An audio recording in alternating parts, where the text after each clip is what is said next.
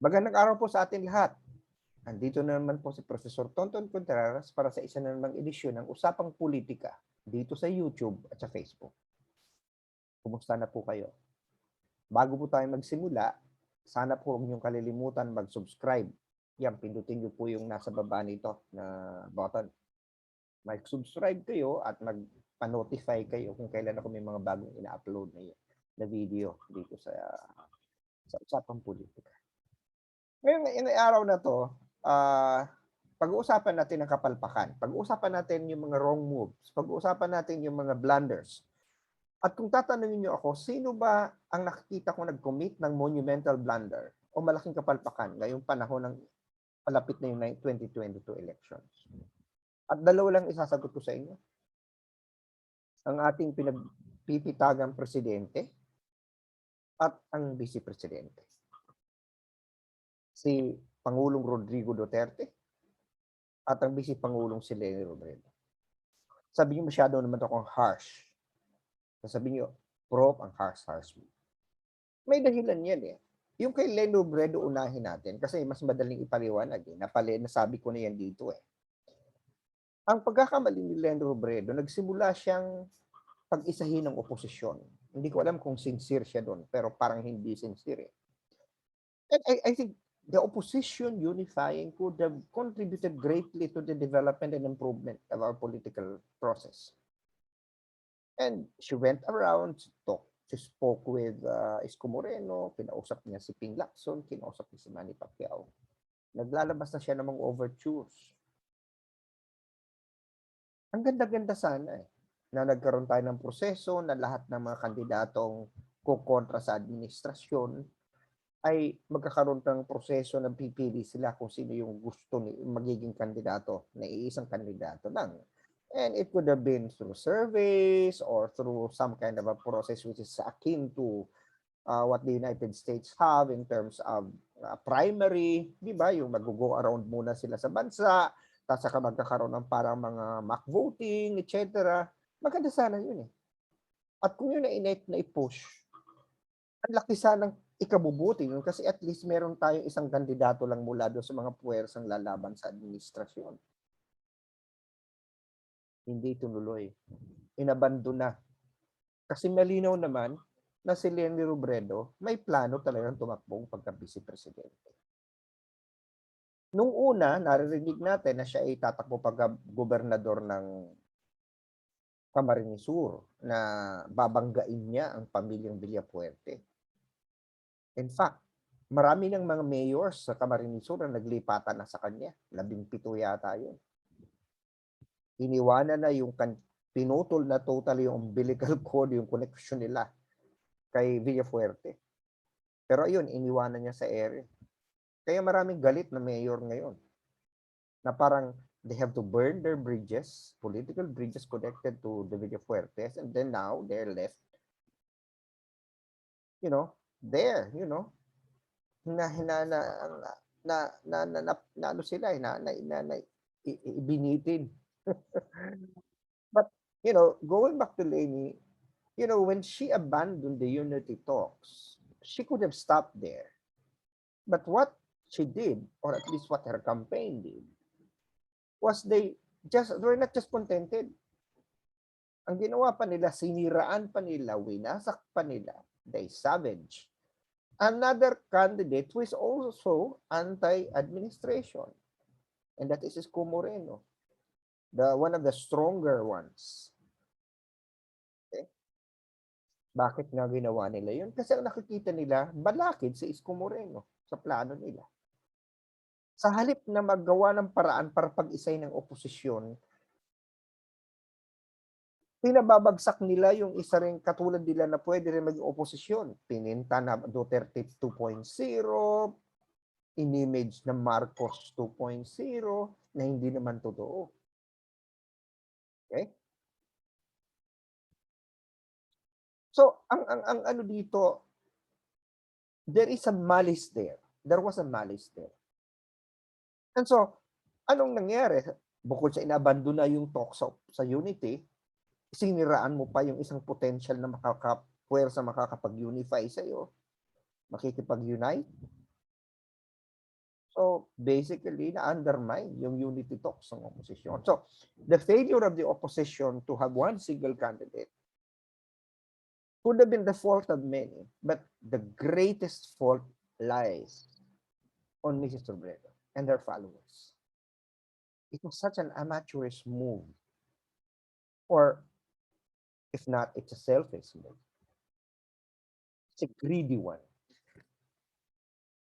Yung may mga paarte-arte pa na mag-unify, yun pala, gusto mo, ikaw lang ang maging kandidato. Di sana sinabi mo na, you support me or not, di ba?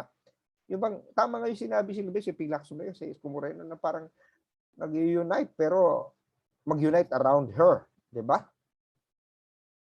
At saka sana okay lang sana kung mandidato na lang siya, pero hindi na niya masyadong binangasan o inupakan si Isko Moreno. Kasi ngayon tuloy, na kailangan nilang mag-unify, the well has already been poisoned. The animosity is already palpable. Diba? Nagkaroon na ng samaan ng loob na malalim, hindi lamang sa pagitan ng mga kandidato, kundi maging sa mga supporters. Diba? At sino bang ang umuna? Diba? Ang ginawa pang dahilan ni Mrs. Robredo, kaya daw niya inabandon na ang talks with Isko is because Isko is, he has a problem with, she had a problem with the stance of Isko regarding the Marcoses. Parang, yun, and then that set the stage. Parang yun ang signal kung ano yun yung flare. Yung signal na binigay para masavage, para upakan ang husto ng mga pinks si Isko Moreno. So, that is one of the monumental blunders that this vice president has done. If there is one single person who can be blamed for the failure of the opposition to unite, it would be Mrs. And that will be on her. That will be the burden that her supporters will also have. Maliit na nga yung pain ng oposisyon relative to the administration, hinati-hati. Okay? Ang ganda sana kung iisa lang ng kandidato. Now, punta naman tayo sa ating pinagpipitagang presidente. Ano naman ang kanyang pagkakamali? Alam mo, itong mga supporter ng Pangulong Duterte, when they project like a genius. Di ba? The greatest president of all, the greatest president in the universe, master tactician, master troll. Yung parang ang tali-talino niya, ang galing-galing niya sa politika. Pero mukhang ito mga huling hakbang niya, it is not an evidence of a strategy. It's an evidence of a person scrambling, afraid of losing power. Alam mo kung ano lang naman ang pag-uusapan dito, bakit ba nag-invest si Pangulong Duterte sa mga ganitong moves? O ano bang interest na dapat niyang protektahan? Simple lang. Ayaw niya makulong.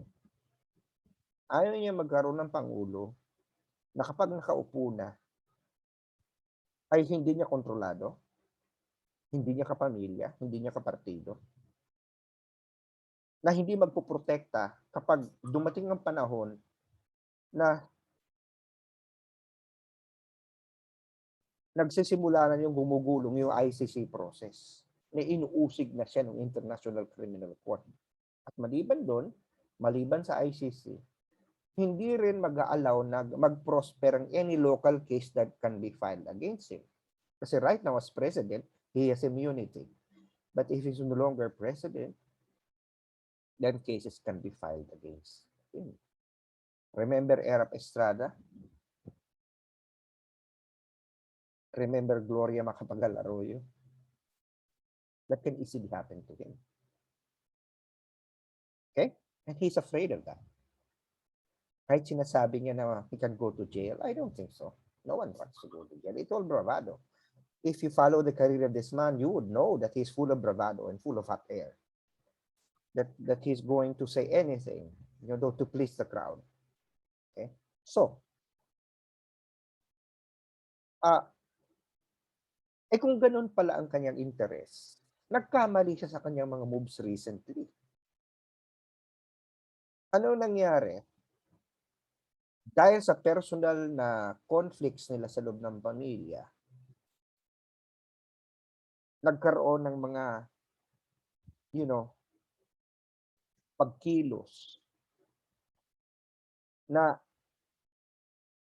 maaring nagpa-destabilize ng plano niya, kumandidato si Sara Duterte Carpio pagka vice presidente, na kinalaban si Bongo dahil tumatakbo din si Bongo as vice president. So lumalabas dito na talagang ang puso ni Pangulong Duterte na kay Bongo, hindi sa kanyang anak. Kasi malino naman yan na sinabi ni Bongo, inamin niya na because of that, nasaktan sila na parang kakalabanin. So sabi ng Pangulong Duterte, tumakbo na lang siya pagkapangulo. But that is a wrong move. You know why? Because Bongo, compared to Marcos, would a bit be unwinnable. Saan siya kukuha ng boto? Okay? Doon sa mga diehard Duterte supporters, posible. Okay? But it's not an assurance. Even on our past surveys, yung survey namin kasama pa rin si Bongo, although hindi na masyadong valid yung result ng survey namin, marami na nangyari. Yung sa DG Voice, marami na nangyari events. Bongo, hindi ganun kalaki ang boto ni Bongo from the very start. Okay? So, compared to Marcos, the chances of a Bongo winning is not going to be that. In fact, if you look at the survey, Marcos, this is an election that Marcos has to lose. Ano ibig sabihin nun? You know, ito parang siya na yung liyamado na, you know, siya yung dapat talunin kasi siya yung naunguna with 47% of the votes. My God, that's a big lead. Ang kasunod mo na si Lenny na 18%. Diba? My God, that's about 29% na naman. Ang laki nun. Okay? So, hindi, mahirap manalo si Bongo. Tapos, maliban doon, he just cannot shut up. He said, binira pa niya si Bongbong Marcos. Ayoko kay Bongbong dahil komunista. I don't know where that's coming from. Of course, I know that there is a deep-seated reason why Digong doesn't want Bongbong. I have heard rumors. I'm not going to say that here. I don't want to be accused of libel. I don't want to land in trouble. But I heard, and it's not confirmed, I heard from some people that there is a real reason why Digong doesn't like Marcos. But that's something that, you know, he hasn't articulated yet for some reason. Ang sinabi niya, pro-communist daw. Sabi ko, parang Panginoon ko, kung komunista si Bongbong Marcos, sabi ko nga sa isang interview, kung komunista si Bongbong Marcos, ako si Prince Philip ng England. Okay, hindi ako kalbo kung si Bongbong Marcos ay pro-communist. Di ba? Alam mo, tinitira niya si Bongbong. He is alienating Bongbong, knowing that Bongbong has a winning chance. So kung talagang gusto mong protektahan ang iyong pangalan, gusto mong protektahan na hindi ka makulong,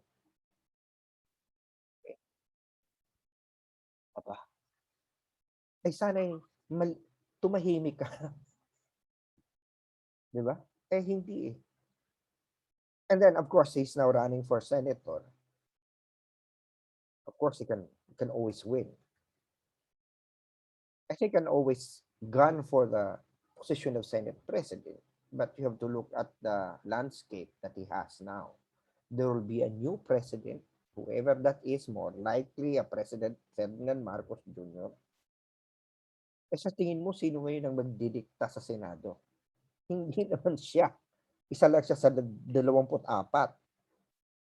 Siyempre, alam naman natin ang kalakaran ng politika natin. Tapos, karamihan sa mga senador, hindi naman niya close ally.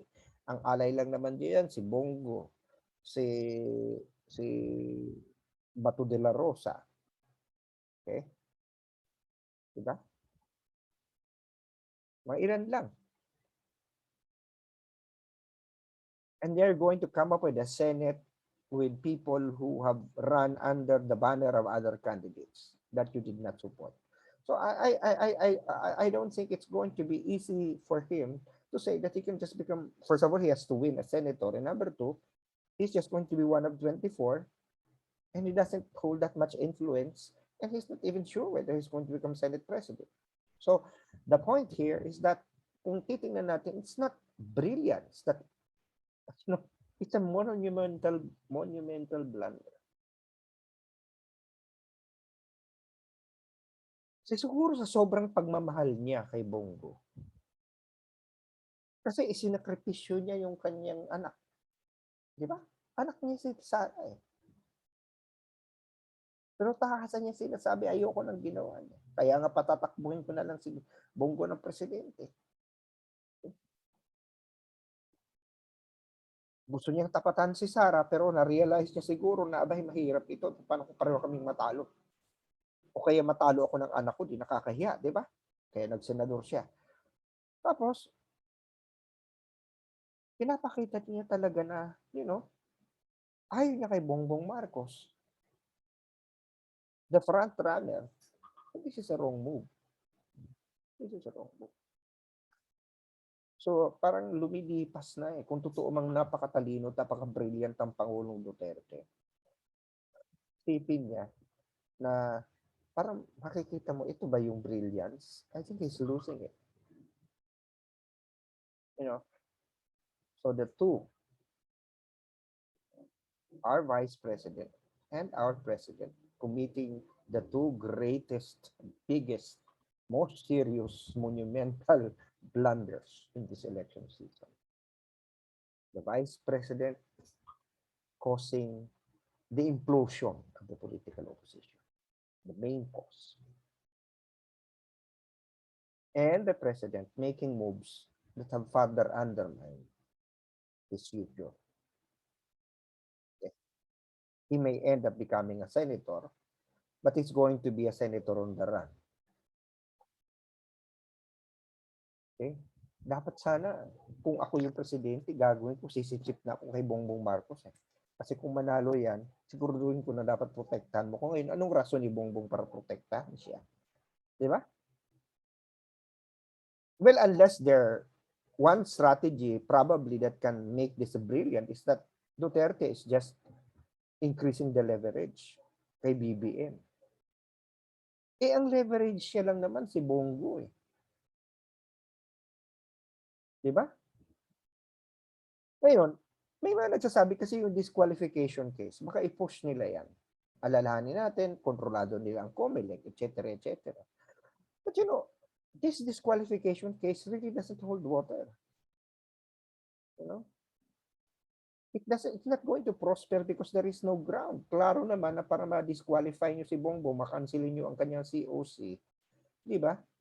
Ay dapat at yan ang pag-uusapan natin bukas, yung cancellation case ni Bongbong. Dapat 18 months ang kanyang pagkakakulong. Wala namang ganun eh. At saka mismo ang Supreme Court na nagsabi, ang i-file sa kanya sa RTC ay tax evasion. Pero alam naman natin ang hierarchy of courts na reverse na yan ng Court of Appeals. Kaya nga pinagmulta na lang siya kasi hindi tax evasion ang ginawa sa kanya. At sinasabi ng ibang matatalino, hindi dapat nasa batas, dapat pinatungan din siya ng penalty. Eh hindi nga ganun ang nakita ng Court of Appeals, ang korte natin ganun. And be that as it may, the Supreme Court in a separate ruling said that the failure to file an ITR for which Marcos was fined already does not rise to the level of a crime involving moral turpitude. So ano pa ngayon ibabato mo kay Marcos para makansela ang kanyang COC? Hindi naman siya nag-commit ng material misrepresentation sa kanyang COC. Tama naman ang edad na nilagay niya. Tama naman ang residency na nilagay niya. Tama naman ang citizenship na nilagay niya. Marunong naman siya bumasa at sumulat. Di naman siya kahit wala siguro siyang degree. Sinasabi natin, nagkakagulo. Andun siya. So, I don't think that's going to wash. And then, of course, there is always the cheating machinery called Smartmatic. But tanga-tanga naman ng Bongbong kung nadaya na siya noong 2016. Allegedly, hahayaan na naman niya ngayong mangyari. And of course, they're going to do their own counter moves. They're going to have their own crowd. Kikilos siya mga yan para pigilan to. So, and if madaya ulit siya, then he deserves to lose. Kasi ibig sabihin, hindi ka na naghanda. Nangyari na sa'yo, inulit mo ulit. Di ba? So, I think it's a bit, for me, my analysis, and I could be wrong, is that it was more like scrambling. The president was panicking. And he totally lost it. Sige po. Sana po, nakapagsilbi ako sa bayan. Dahil sabi sa akin ng UP, serve the people.